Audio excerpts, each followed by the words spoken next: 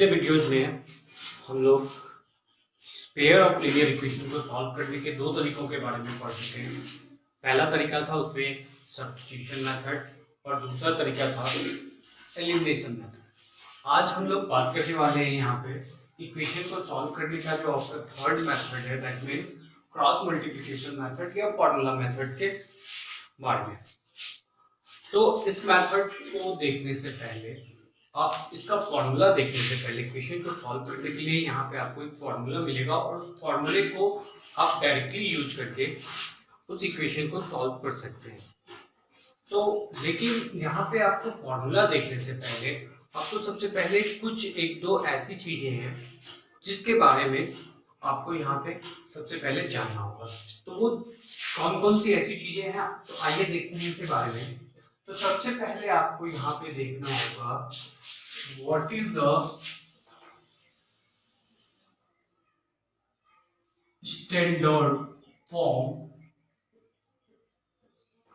of an equation।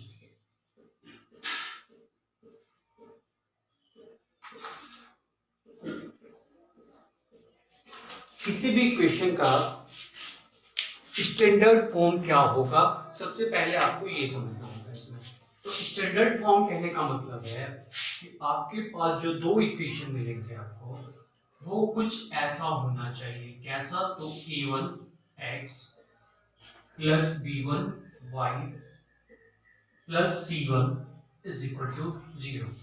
ये आपका पहला इक्वेशन कुछ ऐसा होना चाहिए। सेकेंड इक्वेशन जो है वो कुछ ऐसा होना चाहिए, a2x plus b2y plus c2 is equal to 0। तो अगर आपके पास दो इक्वेशन और वो दोनों इक्वेशन अगर इस फॉर्म में हो, that means a1x plus b1y plus c1 equal to 0 and second equation a2x plus b2y plus c2 is equal to 0, तो ऐसे कंडीशन में हम कह सकते हैं कि वो इक्वेशन जो है वो स्टैंडर्ड फॉर्म है। कहने का मतलब है कि स्टैंडर्ड फॉर्म कैसे होना चाहिए।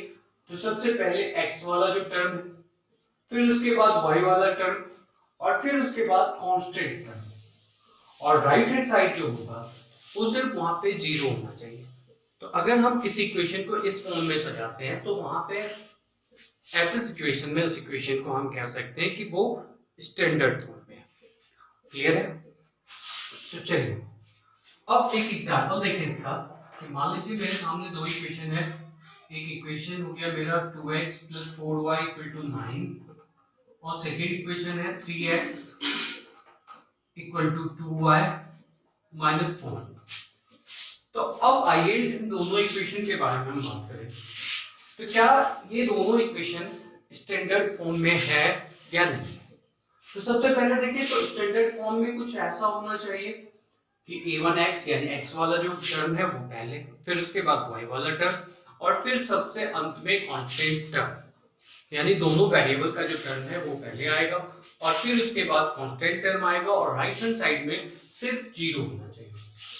तो आइए देखते हैं इसको स्टैंडर्ड फॉर्म में बनाए। सबसे पहले फर्स्ट इक्वेशन को, तो x वाला टर्म पहले है, ठीक है, y वाला टर्म उसके बाद है, लेकिन कांस्टेंट टर्म जो है यहाँ पे ये राइट हैंड साइड में।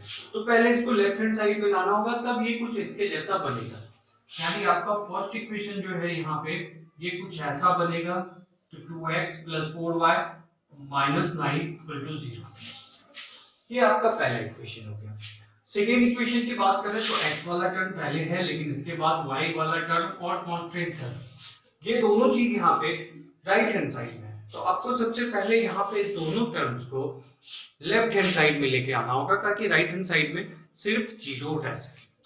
तो आइए देखिए इसको भी सजाएं। तो ये इसको अगर हम स्टैंडर्ड फॉर्म में लाते हैं तो ये कुछ ऐसा बनता है, 2y को इधर शिफ्ट करेंगे तो ये हो जाएगा माइनस 2y और माइनस 4 को जब हम इधर शिफ्ट करते हैं तो ये हो जाता है प्लस 4 और अब ये राइट हैंड साइड में सिर्फ रहेगा 0।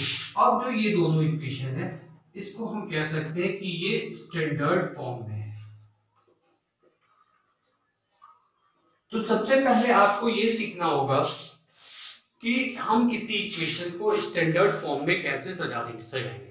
तो सिंपल रूल है, सबसे पहले x वाला टर्म, फिर y वाला टर्म, फिर कांस्टेंट टर्म और राइट हैंड साइड में सिर्फ 0 होना चाहिए। अब यहाँ पे एक्स वाई के बदले कुछ कोई और वेरिएबल भी मिल सकता है आपको, तो वहां पे कंफ्यूजन नहीं होना है। हो सकता है एक्स वाई के बदले यू भी मिल जाए आपको, या और पी क्यू मिल जाए, या और कुछ भी मिल सकता है। तो इसके लिए कंफ्यूज नहीं होना है, याद रखना है कि दोनों वेरिएबल का जो टर्म है वो पहले आएगा, उसके बाद कांस्टेंट टर्म और राइट हैंड साइड में सिर्फ जीरो। तो ऐसे सिचुएशन में हम कह सकते हैं कि वो इक्वेशन जो है वो स्टैंडर्ड फॉर्म में है। इस स्टैंडर्ड फॉर्म में लिखने के बाद अब सबसे पहले इसके कोएफिशिएंट की बात करें, तो कोएफिशिएंट इसका क्या है? तो ये जो आप देख रहे हैं ऊपर a1 b1 और c1 या a2 b2 या c2, ये सब जो है a1 b1 c1 a2 b2 c2, ये जो होता है इसको हम कहते हैं इसका कोएफिशिएंट। तो इसके कोएफिशिएंट की बात करें यहाँ पे इस एग्जांपल से, तो सबसे पहले देखते हैं a1 क्या है। तो a1 मतलब फर्स्ट इक्वेशन का x का कोएफिशिएंट। तो यहाँ पे फर्स्ट इक्वेशन में x का कोएफिशिएंट जो है वो +2 है, यानी इसका a1 हो गया 2।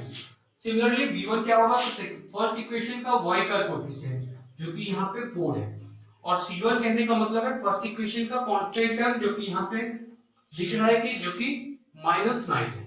तो दैट मींस यहाँ पे c1 जो होगा वो -9 होगा। सिमिलरली a2 देखें, तो a2 इसका 3 है, b2 इसका -2 है और c2 इसका 4 है। तो इस तरह से हम इसका कोएफिशिएंट को लिख सकते हैं, that means a1 b1 c1 क्या है और a2 b2 और c2 क्या है।